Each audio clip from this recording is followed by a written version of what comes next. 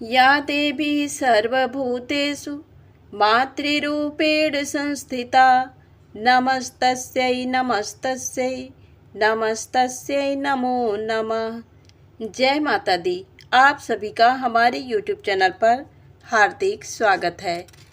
आज नवरात्र के 7वें दिन सुने श्री दुर्गा सप्तशती अध्याय 12 अध्याय 13 का पाठ। मैं 3 नेत्रों वाली दुर्गा देवी का ध्यान करती हूँ। उनके श्रीअंगों की प्रभा बिजली के समान है। वे सिंह के कंधे पर बैठी हुई भयंकर प्रतीत होती हैं। हाथों में तलवार और ढाल लिए अनेक कन्याएं उनकी सेवा में खड़ी हैं। वे अपने हाथों में चक्र, गदा, तलवार, ढाल, बाण, धनुष, पास और तर्जनी मुद्रा धारण किए हुए हैं। उनका स्वरूप अग्निमय है तथा वे माथे पर चंद्रमा का मुकुट धारण करती हैं। देवी बोली, देवताओं, जो एकाग्र चित्त होकर प्रतिदिन इन स्तुतियों से मेरा स्तवन करेगा, उसकी सारी बाधा मैं निश्चय ही दूर कर दूंगी। जो मधुकैटभ का नाश, महिषासुर का वध तथा शुंभ निशुंभ के संहार के प्रसंग का पाठ करेंगे तथा अष्टमी, चतुर्दशी और नवमी को भी जो एकाग्र चित्त हो भक्ति पूर्वक मेरे उत्तम महात्म का श्रवण करेंगे, उन्हें कोई पाप नहीं छू सकेगा। उन पर पाप जनित आपत्तियां भी नहीं आएंगी। उनके घर में कभी दरिद्रता नहीं होगी तथा उनको कभी प्रेमी जनों के बिछोह का कष्ट भी नहीं भोगना पड़ेगा।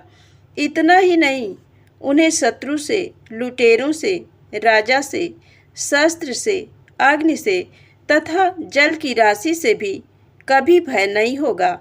इसलिए सबको एकाग्र चित्त होकर भक्तिपूर्वक मेरे इस महात्म को सदा पढ़ना और सुनना चाहिए। ये परम कल्याण कारक है। मेरा महात्म महामारी जनित समस्त उपद्रवों तथा आध्यात्मिक तीनों प्रकार के उत्पातों को शांत करने वाला है। मेरे जिस मंदिर में प्रतिदिन विधि पूर्वक मेरे इस महात्म का पाठ किया जाता है, उस स्थान को मैं कभी नहीं छोड़ती। वहाँ सदा ही मेरा सन्निधान बना रहता है। बलिदान, पूजा, होम तथा महोत्सव के अवसरों पर मेरे इस चरित्र का पूरा पाठ और श्रवण करना चाहिए। ऐसा करने पर मनुष्य विधि को जानकर या बिना जाने भी मेरे लिए जो बलि, पूजा या होम आदि करेगा, उसे मैं बड़ी प्रसन्नता के साथ ग्रहण करूंगी। शरद काल में जो वार्षिक महापूजा की जाती है, उस अवसर पर जो मेरे इस महात्म को भक्तिपूर्वक सुनेगा, वह मनुष्य मेरे प्रसाद से सब बाधाओं से मुक्त तथा धन, धान्य एवं पुत्र से संपन्न होगा। इसमें तनिक भी संदेह नहीं है।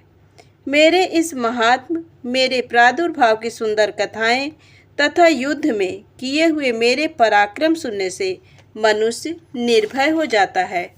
मेरे महात्म का श्रवण करने वाले पुरुषों के शत्रु नष्ट हो जाते हैं। उन्हें कल्याण की प्राप्ति होती तथा उनका कुल आनंदित रहता है।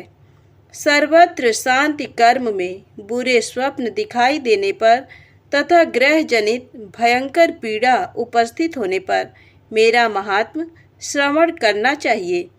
इससे सब विघ्न तथा भयंकर ग्रह पीड़ाएं शांत हो जाती हैं और मनुष्यों द्वारा देखा हुआ दुःस्वप्न शुभ स्वप्न में परिवर्तित हो जाता है। बाल ग्रहों से आक्रांत हुए बालकों के लिए ये महात्म शांतिकारक है तथा मनुष्यों के संगठन में फूट होने पर ये अच्छी प्रकार मित्रता कराने वाला होता है। ये महात्म समस्त दुराचारियों के बल का नाश कराने वाला है। इसके पाठ मात्र से राक्षसों, भूतों और पिशाचों का नाश हो जाता है। मेरा ये सब महात्म मेरे सामीप्य की प्राप्ति कराने वाला है। पशु, पुष्प, अर्घ्य, धूप, दीप, गंध आदि उत्तम सामग्रियों द्वारा पूजन करने से, ब्राह्मणों को भोजन कराने से, होम करने से, प्रतिदिन अभिषेक करने से, नाना प्रकार के अन्य भोगों का अर्पण करने से तथा दान देने आदि से 1 वर्ष तक जो मेरी आराधना की जाती है और उससे मुझे जितनी प्रसन्नता होती है, उतनी प्रसन्नता मेरे इस उत्तम चरित्र का एक बार श्रवण करने मात्र से हो जाती है। ये महात्म श्रवण करने पर पापों को हर लेता और आरोग्य प्रदान करता है। मेरे प्रादुर्भाव का कीर्तन समस्त भूतों से रक्षा करता है तथा मेरा युद्ध विषयक चरित्र दुष्ट दैत्यों का संहार करने वाला है। इसके श्रवण करने पर मनुष्यों को शत्रु का भय नहीं रहता।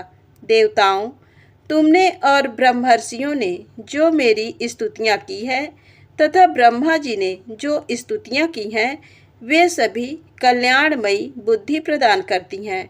वन में, सूने मार्ग में अथवा दावानल से घिर जाने पर, निर्जन स्थान में लुटेरों के दांव में पड़ जाने पर या शत्रुओं से पकड़े जाने पर अथवा जंगल में सिंह, व्याघ्र या जंगली हाथियों के पीछा करने पर, कुपित राजा के आदेश से वध या बंधन के स्थान में ले जाए जाने पर अथवा महासागर में नाव पर बैठने के बाद भारी तूफान से नाव के डगमग होने पर और अत्यंत भयंकर युद्ध में शस्त्रों का प्रहार होने पर अथवा वेदना से पीड़ित होने पर, किम बहुना सभी भयानक बाधाओं के उपस्थित होने पर जो मेरे इस चरित्र का स्मरण करता है, वह मनुष्य संकट से मुक्त हो जाता है।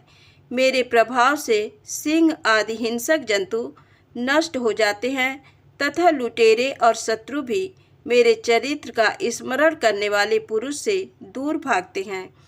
ऋषि कहते हैं, यूँ कहकर प्रचंड पराक्रम वाली भगवती चंडिका सभी देवताओं के देखते देखते वहीं अंतर्धान हो गई।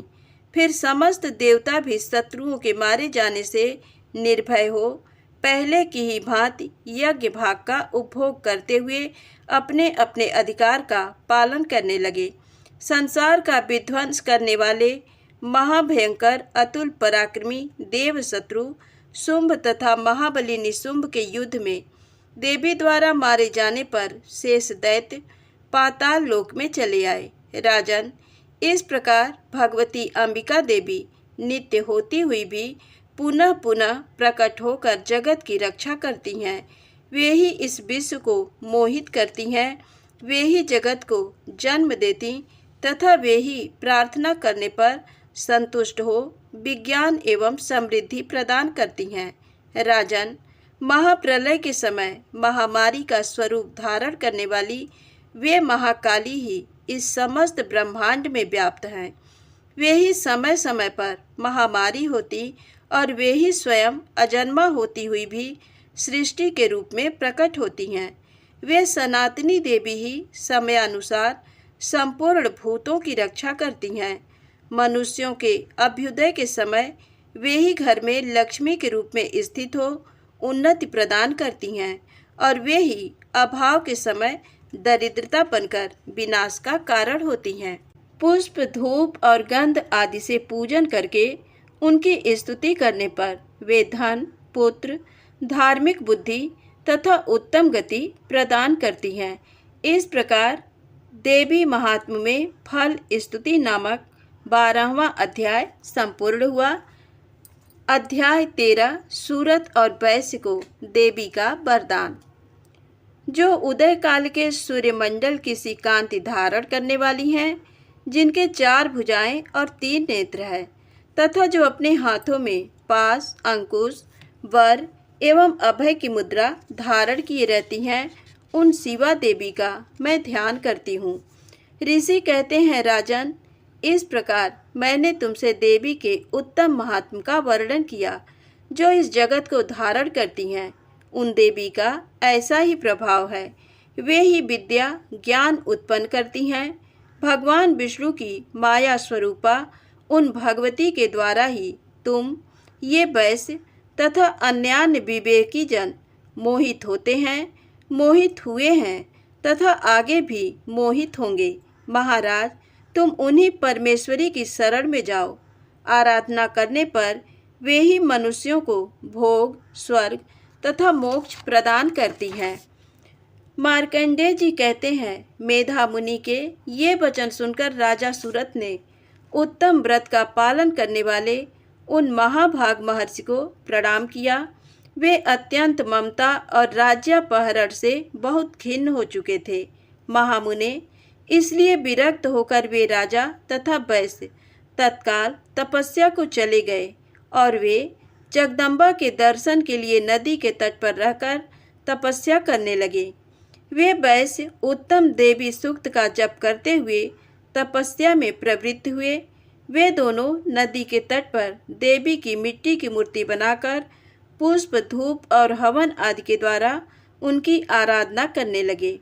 उन्होंने पहले तो आहार को धीरे धीरे कम किया, फिर बिल्कुल निराहार रहकर देवी में ही मन लगाए एकाग्रता पूर्वक उनका चिंतन आरंभ किया। वे दोनों अपने शरीर के रक्त से प्रोक्षित बलि देते हुए लगातार 3 वर्ष तक संयम पूर्वक आराधना करते रहे। इस पर प्रसन्न होकर जगत को धारण करने वाली चंडिका देवी ने प्रत्यक्ष दर्शन देकर कहा। देवी बोली, राजन तथा अपने कुल को आनंदित करने वाले वैश्य, तुम लोग जिस वस्तु की अभिलाषा रखते हो वह मुझसे मांगो, मैं संतुष्ट हूँ, अतः तुम्हें वह सब कुछ दूंगी।